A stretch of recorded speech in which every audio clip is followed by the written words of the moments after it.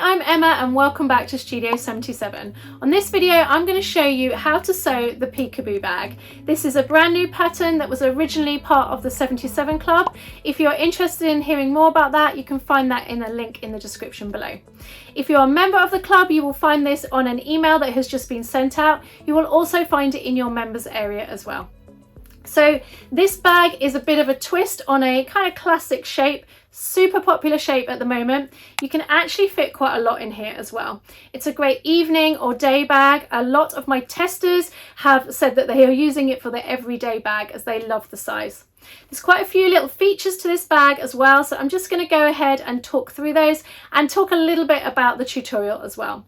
So on this bag we have got a slip pocket at the front. Now this slip pocket does actually fit a larger iPhone, so it's a great size as well. It's been designed to do that. We have this fun swoosh kind of shape which is made out of a clear or patterned vinyl. And with that you can see through to the contents inside depending on the vinyl that you choose. I have got a kind of holographic or shiny vinyl, so it's a bit tricky to see, but it's also great because you can see a little bit, if that makes sense. On the back we have got a zipper pocket, which is super useful when you're out and about. On the top we have got our zipper placket. You can either use one zipper pull or you can use two facing each other, totally your choice. On the tutorial I'm going to show you how to do two. On the inside we have got another slip pocket and we have got a hidden zipper pocket as well. Now this has been designed so that you can't see the zipper through from the front, so whether you use a really clear vinyl or not, you can't see it's kind of hidden inside, which gives it a cleaner look.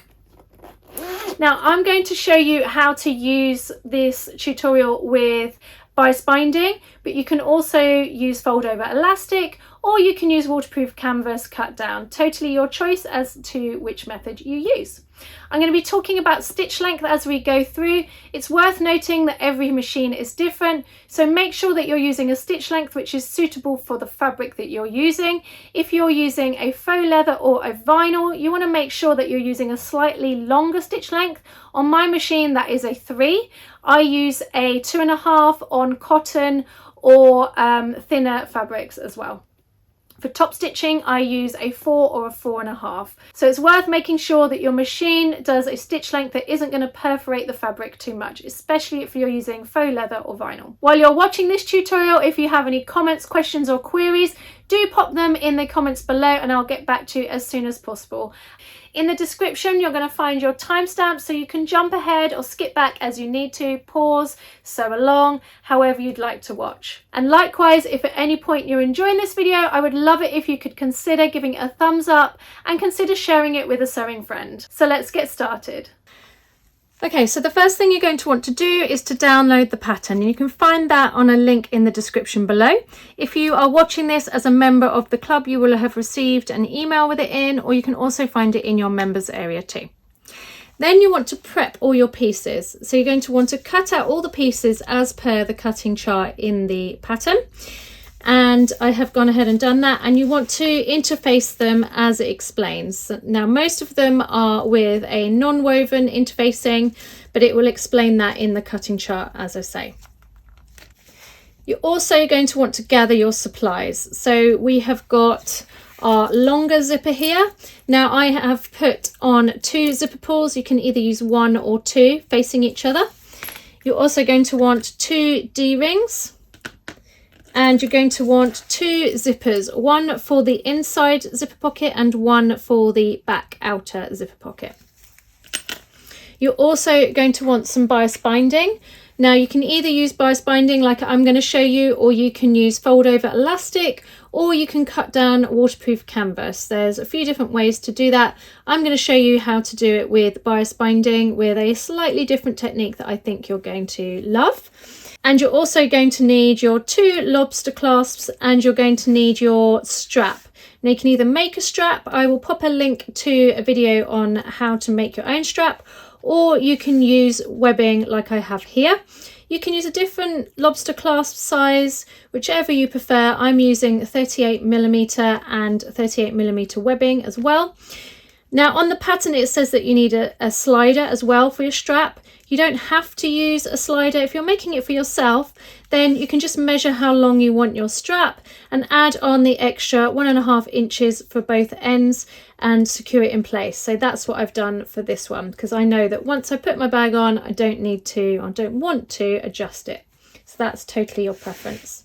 Along with all your supplies for the bag, you're also going to need your regular making supplies. So you're going to need some big scissors, small scissors, perhaps a rotary cutter, some double-sided tape, some regular pins, some clips, maybe a label if you've got one. And I'm also going to show you an extra little tester tip that I had from my tester Natalie for inputting some ribbon inside your strap just to make it really nice and strong. So again, this is optional. This is about 12mm wide, but you don't have to use a certain colour or certain width. I'll show you how we're going to do that when we get to that bit. Now, when it comes to cutting out your pattern pieces, you want to make sure that you cut it out as per the instructions. Like I say, make sure you're interfacing in the right way. And you have got this middle front here, and this is going to be your clear vinyl. Now you can use a patterned vinyl, anything you want to really. You just want to make sure that you're cutting it the right way up if there is a direction to your vinyl, if there's a print or something on there.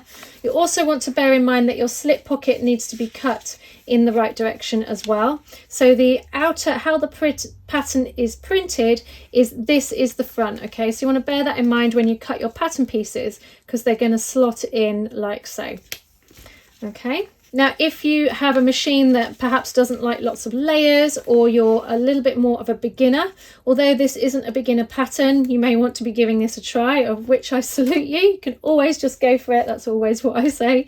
You may want to think about having your front pocket as a cotton and not as a faux leather or a vinyl, just because your layers are going to get quite thick otherwise. But again, that's totally preference. So I have gone for a cotton for my slip pocket, and you've got the lining as well, of course. And then I've got the faux leather for the top, the back and the gusset as well.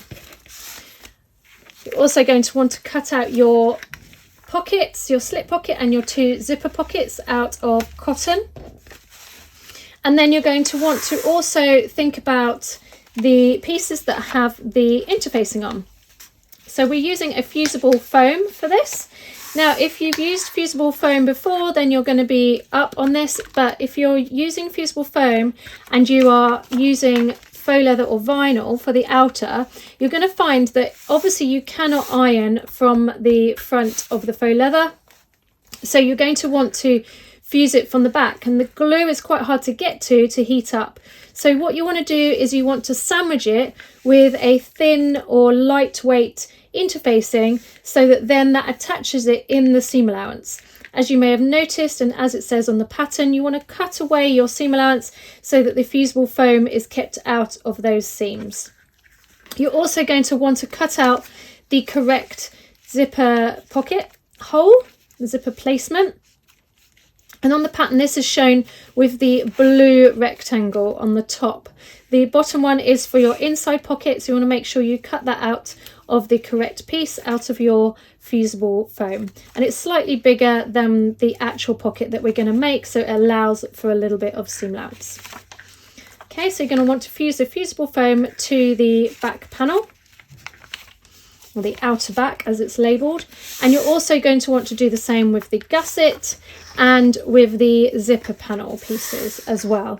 Now, when it comes to the zipper panel pieces, you want to make sure, especially if you've got a directional print, that you have got a 1/4 inch seam allowance on the inside and a 1 centimetre or 3/8 inch on the other side. Okay, that's really important when you're placing on your fusible foam. So I personally like to start off with making the strap, because then it's done. If you haven't made a strap before, I will pop a link up on the screen and also a link in the description below on how to make a strap.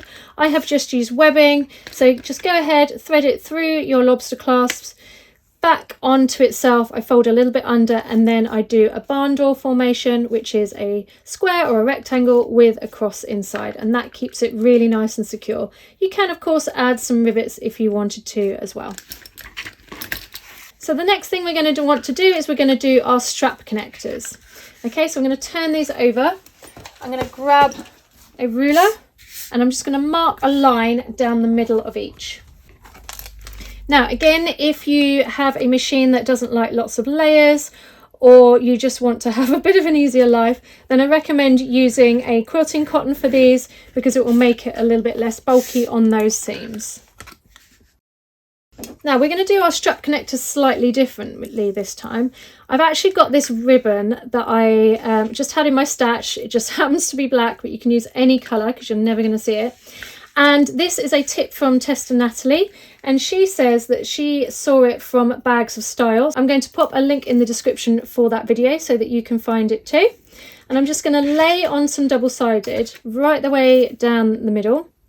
You want to make sure that you're using double-sided that is suitable for sewing, of course, because you do not want to get your needle gummed up from the glue.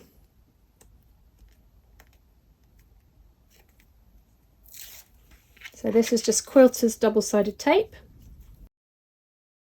And I'm going to cut a length which is the same as the length of my piece, same as my strap connector. I'm going to cut 2. And I'm going to use a lighter just to burn the ends ever so slightly, because that seals the end of the ribbon. It's also worth noting as well that I have used woven interfacing on these strap connectors to add to the strength as well. So I'm going to place that down the middle, and then I'm going to carry on making up my strap as I would normally. So I'm going to place some double-sided back over the middle of that. Remark it again with some chalk.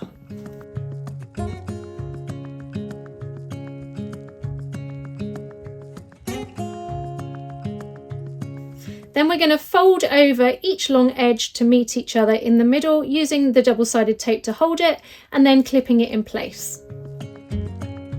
Then I'm going to take it over to the machine and I'm going to sew along each long edge using a number 4 stitch length.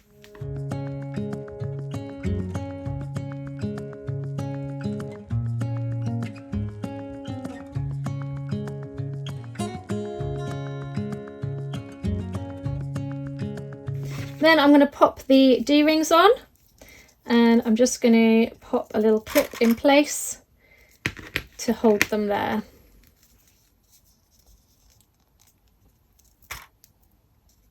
And I'm going to pop that to one side for later. Okay, so we're going to start off on the actual bag with doing the outside zipper pocket, which is of course on our back panel, which is called outer back, and this is pattern piece 4. Then you're going to need your outer zipper pocket, which is pattern piece 9. Okay, and we're going to lay it on the front, so it's right side up. And we're going to lay that pattern piece on, right sides down, and then we're going to lay it down so that it is the correct distance from the top, and you will see that on your pattern. Okay, so it's centered and it's the correct distance from the top.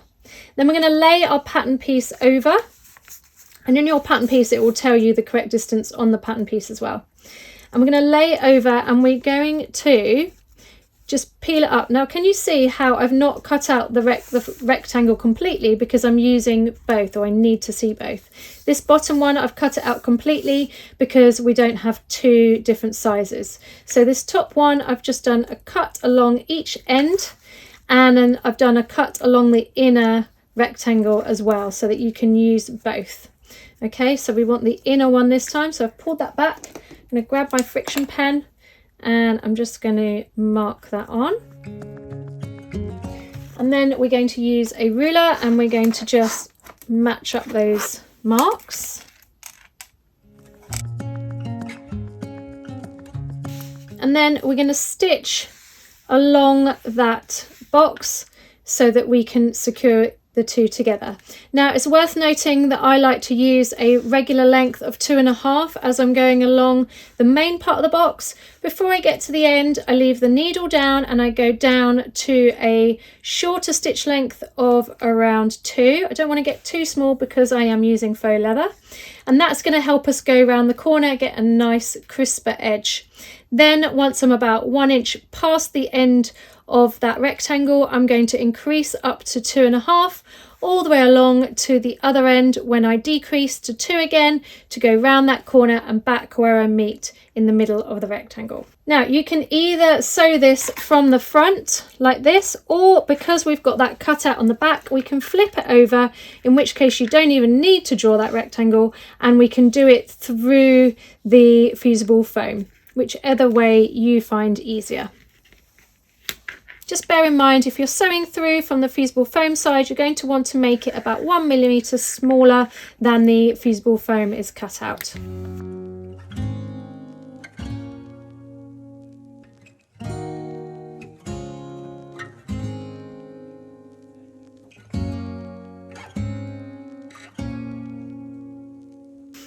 Okay, now we've done that rectangle, we're going to cut into our rectangle so that we've got a fork at each end and a line straight down the middle. You don't have to draw it, I've just drawn that so that it's a little bit easier for you to see.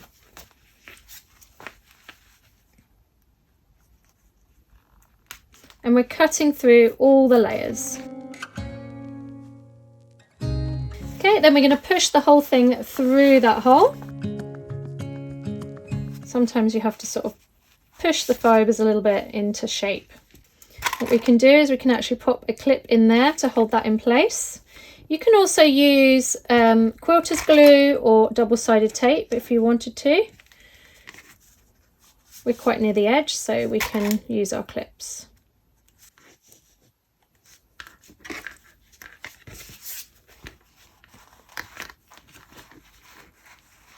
If you are using a quilter's cotton for the back, you could also give this a nice press at this stage just to get everything to lie nice and flat.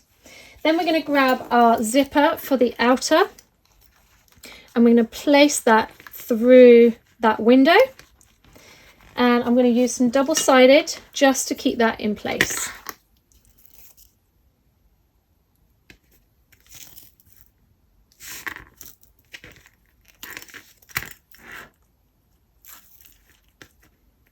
It's a good idea as well to baste the ends of your zippers before, especially if it's zipper tape, just to make sure that you don't accidentally pull them off in the process of making your bag.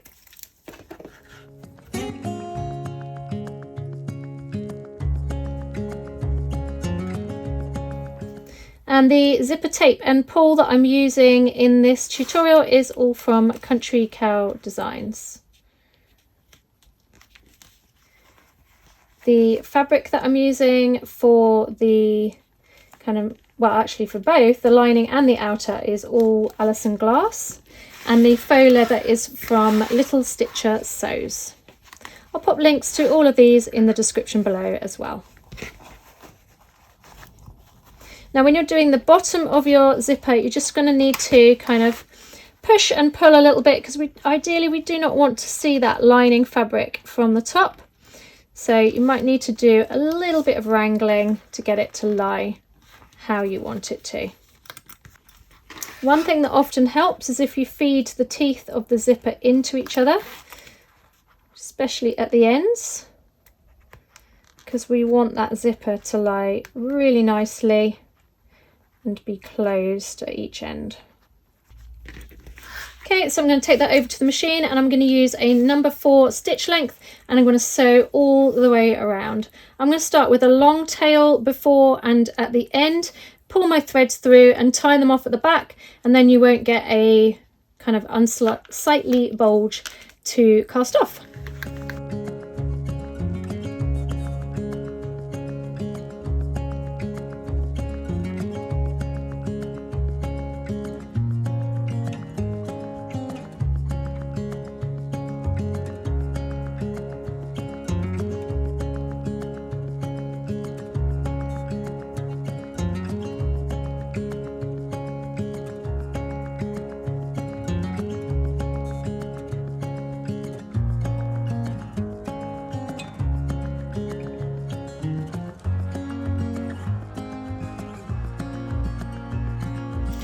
Okay, so then we're going to pull up the bottom of the pocket to meet the top, and we're going to just pin that in place all the way around the edge.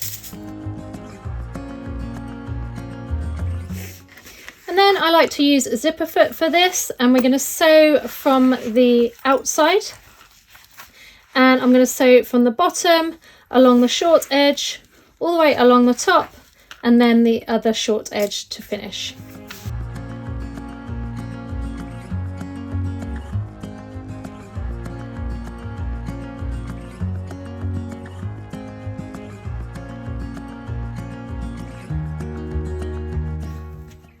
Then we're going to move along to our inner zipper pocket, and we're going to need the lining back for that, and we're also going to need the inside zipper pocket, which is pattern piece 10.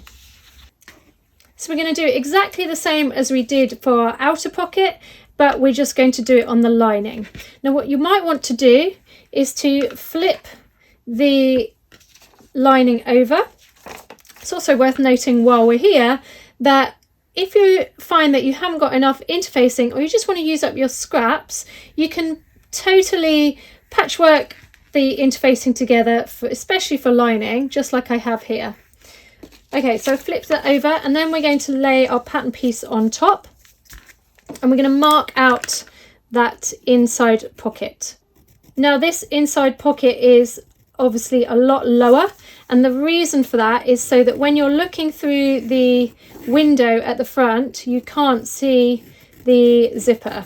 So you want it to look nice and clean through that window. So this means that it hides behind that slip pocket. Now we've drawn that on, we're just going to lay our zipper pocket piece on the outside, right sides together.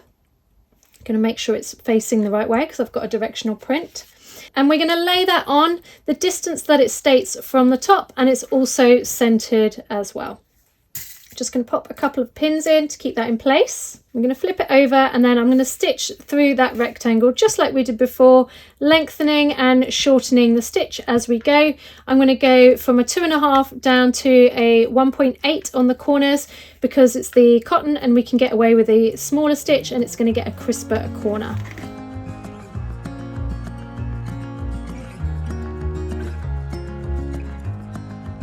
And then just like before, I'm going to cut up the middle, flip it around. I'm going to give it a good press this time, and then I'm going to sew up the pocket just like I did before as well.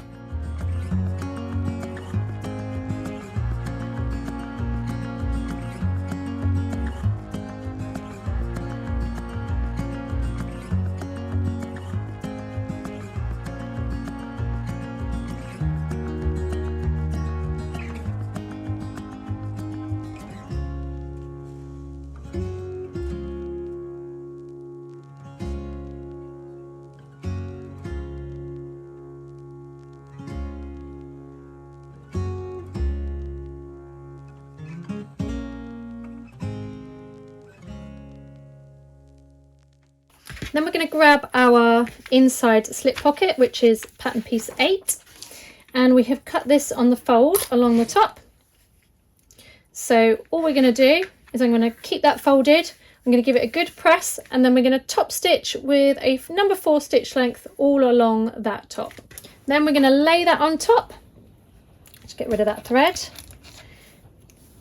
And I'm just going to clip that around the bottom and baste within the seam allowance, so about 0.5 centimetre around that bottom edge. Okay, so now that's stitched, we're going to put that to one side, and then we're going to work on the front panel. Just going to grab our pieces for that. So we're going to need our middle front, which is the clear pattern piece 2. We're going to need our top front. We're going to need the outer and the lining, which is pattern piece 1, and we're going to need our slip pocket, which is the outer and the lining again, and that is pattern piece 3.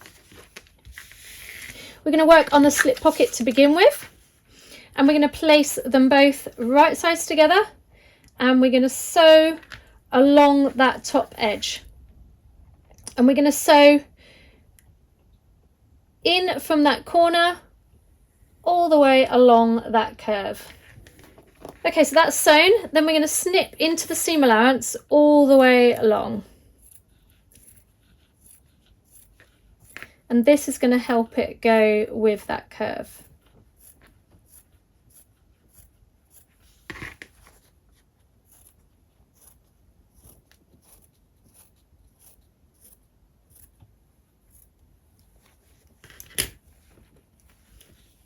Then we're going to turn it the right way out.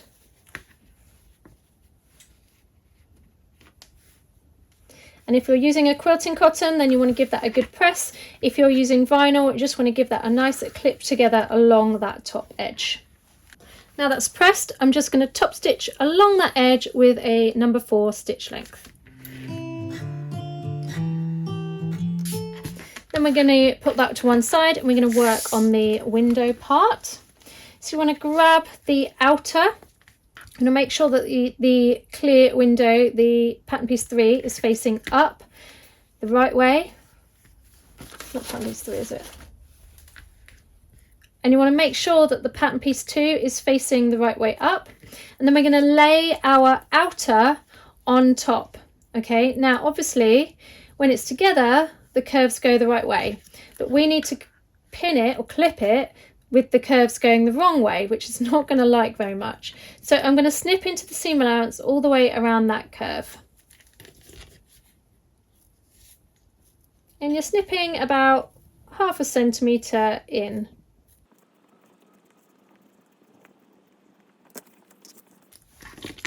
Then I'm going to clip that together.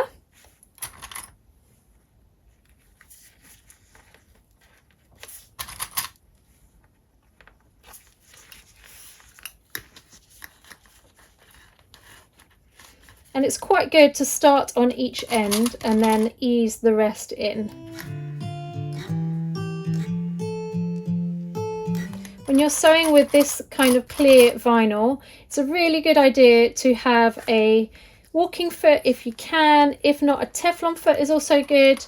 And failing all of that, use some tissue paper on the base of your machine, and also so underneath the work and also underneath the needle as well, and you can tear that away after.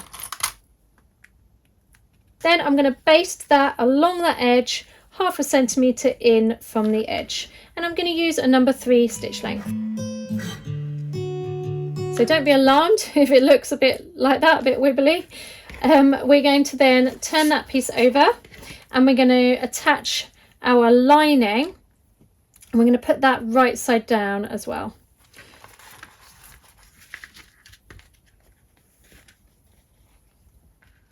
Okay, so we're going to put it right side down. But first of all, again, we're going to snip into that seam allowance to help it go with that curve.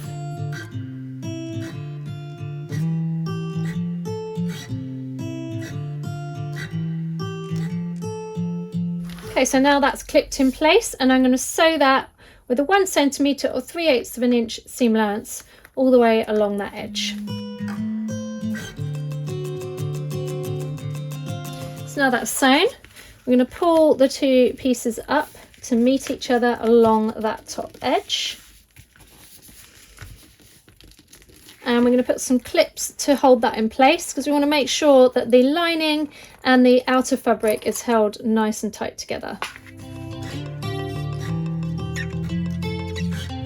And then I'm going to pop back to the machine. I'm going to do a top stitch with a number 4 stitch length along that edge, and then I'm going to do a long basting stitch, which on my machine is a 6, all the way around the outside, just to keep those 2 top layers nice and together.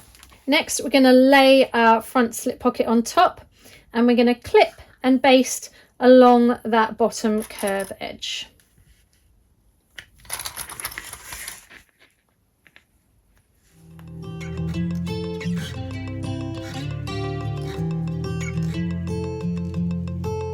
There's our front panel done. We're going to put that to one side. I'm going to move along to the zipper panel. So we're going to grab our zipper pieces, the zipper panel pieces, and that is pattern piece 6. I'm going to take one of our outer pieces and we're going to lay it so that the shorter edge of seam allowance, the 1/4 of an inch, is butted up against the edge of the zipper. And I don't want to clip it yet because I want to use double-sided tape.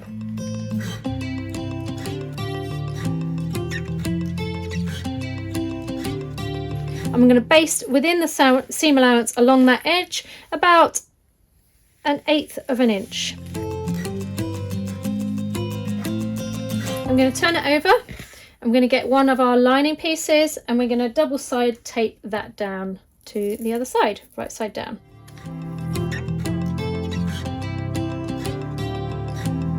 With that in place, we're then going to stitch 1/4 of an inch all the way along that edge. Once that's done, we're going to open it up and we're going to top stitch 1/8 of an inch from the top.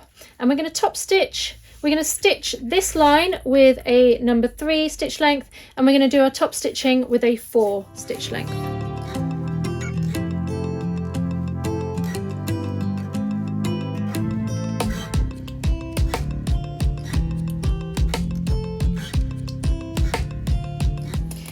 Okay, and then we're going to do exactly the same with the other side.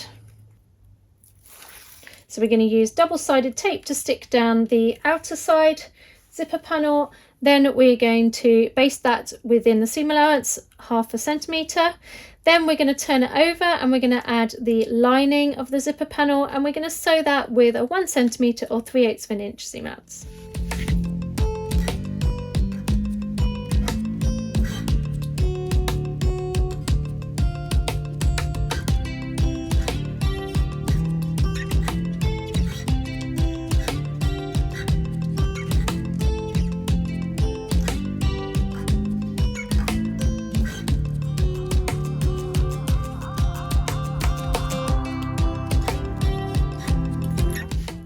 Okay, so now we've got our zipper panel, we are then going to attach the gusset. But first of all, we're going to put our strap connectors in place.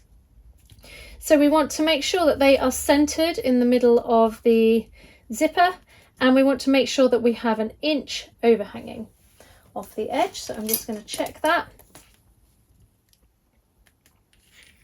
Okay, so that's good.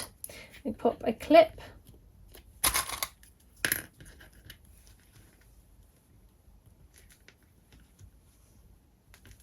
We're going to do the same on the other end. Then we're going to baste within the seam allowance along that edge to keep the strap connectors attached.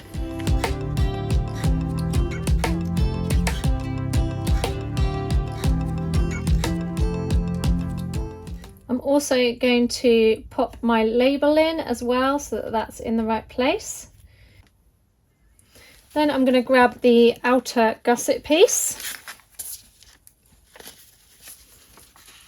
which is pattern piece 5, and I'm going to lay that on top, centered. Pop a couple of clips in, and I'm going to baste within the seam allowance. Now this is going to get quite bulky, especially if, like me, you have used faux leather for the strap connectors. So you just want to make sure that you use a hump jumper. You might need to go up a needle size, possibly to a jeans needle. I would go up to a size 100 for this, just to make sure that it goes through those layers.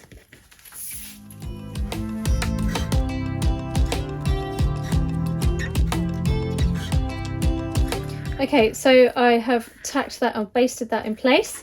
Then I'm going to flip it over and I'm going to place the lining right side down, and then I'm going to sew from the front again, because we've got that fusible foam. I'm going to sew 1 centimetre along, or 3/8 of an inch. I'm still using my thicker needle and I'm still using my hump jump to get over that strap connector.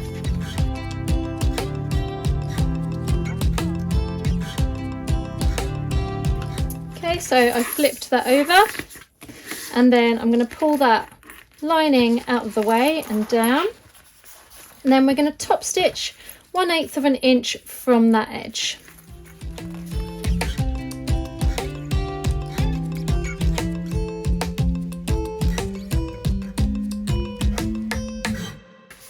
Okay, then I'm going to do the same on the other side. So we're going to flip it around, got the lining out of the way still, and we're going to clip and baste that together within the seam allowance, just like we did before.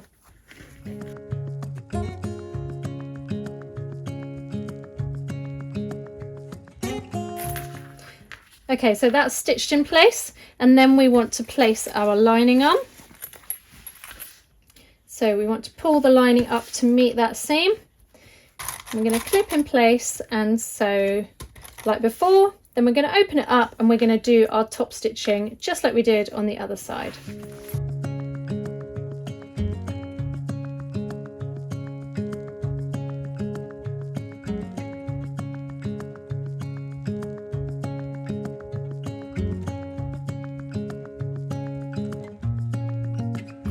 So I've sewn that other side as well with the top stitching. Now this is completely optional, but you can also place a rivet. This is just going to help keep your straps really nice and strong and give an extra little bit of bling on your bag. And I'm going to measure down by 3/4 of an inch and make sure it's centered in line with that zipper. Same on the other side. And I'm going to pop a hole in there. Now what you can do as well is you can put a little bit of Decaville light in there. I'm not going to on this one because I've got the ribbon inside. I've got quite a lot of layers going on, so I am just going to make a hole and then I'm going to pop the rivet in.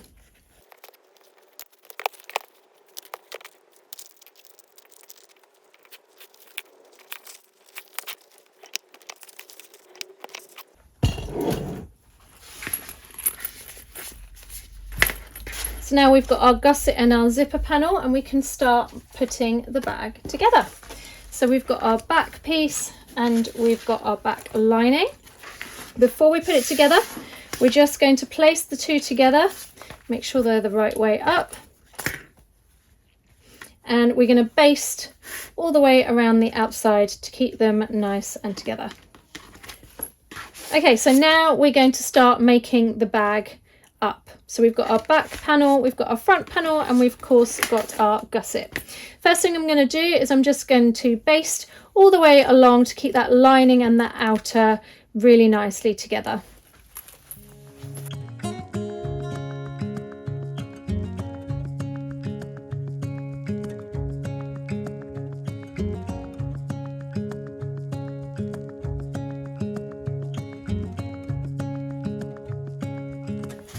Okay, so that's basted together. Then we're going to find the top and the bottom middle. So I'm going to use my white pen for this. I'm just going to make a mark within the seam allowance.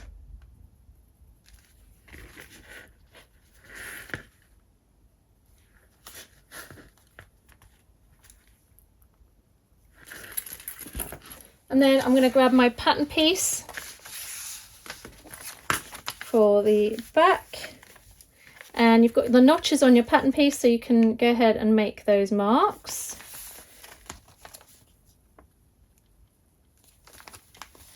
And you also want to mark on the side notches as well.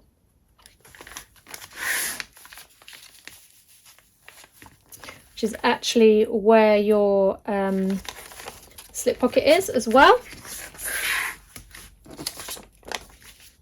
Go ahead and mark it on the front piece. You can use that back pattern piece to do so.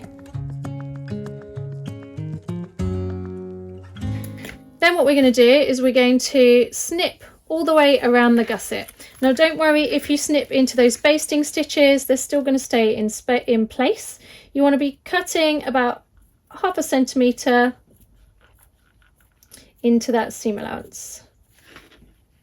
And this is going to really help ease it in and make for a smoother seam line.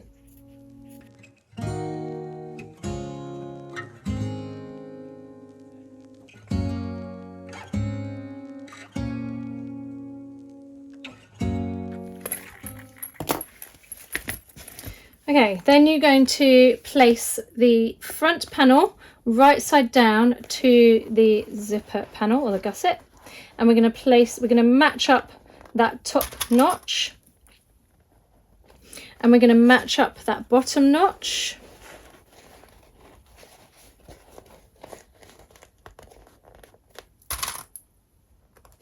And then we're going to match up the side notch with the top of the gusset where that seam is. And we're going to do the same on the other side.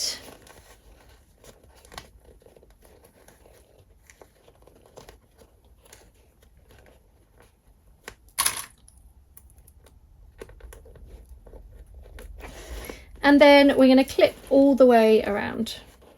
Now it does get a bit tricky on those curves. Take it slowly, ease out the seam allowance as you go. It will fit.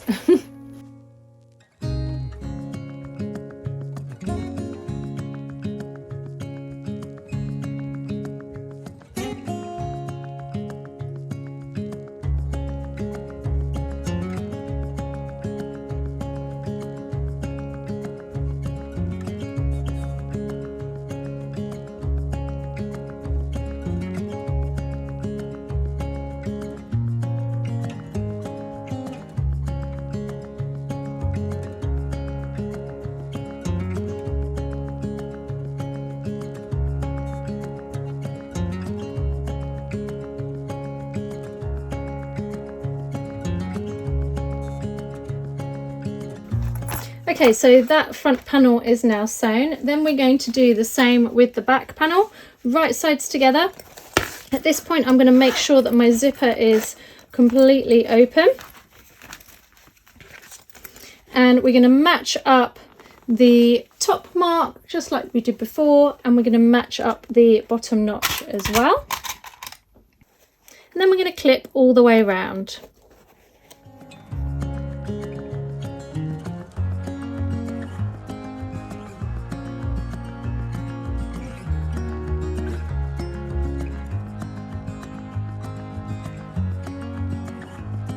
Okay, so that's all clipped. Now, because we're going to be doing binding, because this is a bound seams bag, there are a couple of different ways we can do it. And I am going to use my homemade bias binding. I have cut this on the bias, okay? Sometimes I don't, but because I've got the curves, I want to make sure it is a little bit stretchy and has some give. You can obviously buy bias binding, or you can use fold over elastic as well. But I wanted to give this new kind of method that I've seen a little bit of a try. So how we're going to do this bias is I'm just going to make sure that that's a nice straight edge to begin with. As we are sewing this seam, we are going to stitch within the ditch, within that first fold line of that bias tape. Okay, so we're going to attach that as we sew our seam. I'm going to do that on this seam, and then I'm going to do the regular binding on the other seam so that you can see the difference and the different techniques. So as I say, I'm going to attach the binding and I'm going to sew all the way around that side. And when you're starting the binding, you just want to fold it over so that you're not starting with a raw edge. And then once you go all the way around, you're going to overlap it by about 1 inch.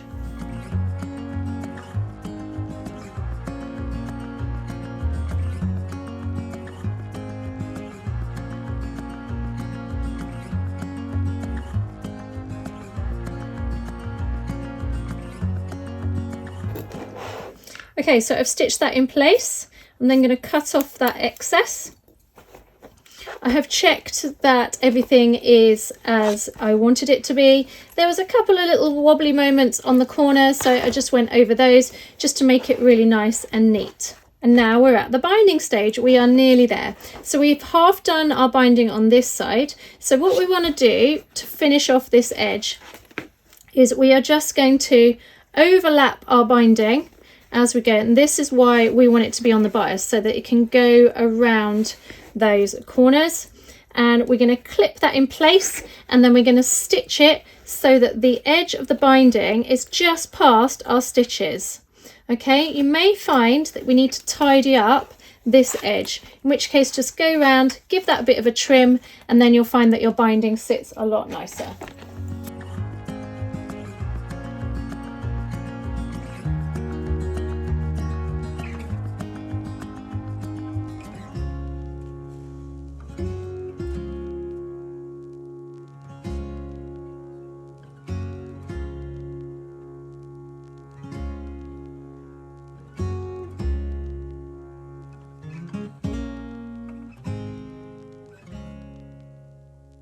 Then we're going to take it over to the machine and we're going to stitch so that it is either in the ditch. You can stitch from either side. It's a bit easier to stitch from the side that you have sewn down, so you can stitch on that line or just past it to be sure that you catch both sides.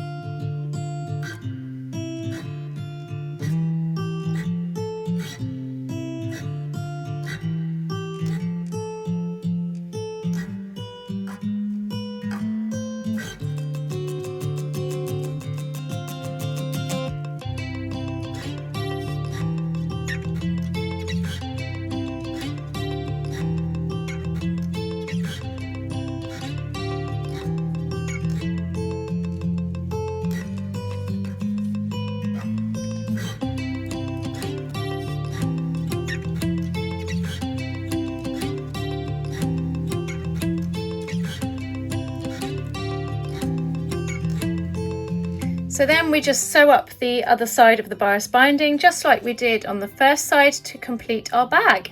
Now when you're turning your bag, which is of course our last step, I find it helpful, especially if you've got a vinyl like mine that's a little bit fragile, doesn't like to be turned. If you heat it up with a hairdryer, then you can help soften the vinyl enough for turning to stop getting so many wrinkles and blemishes. Then all that's needed is to attach your straps and you're ready to go.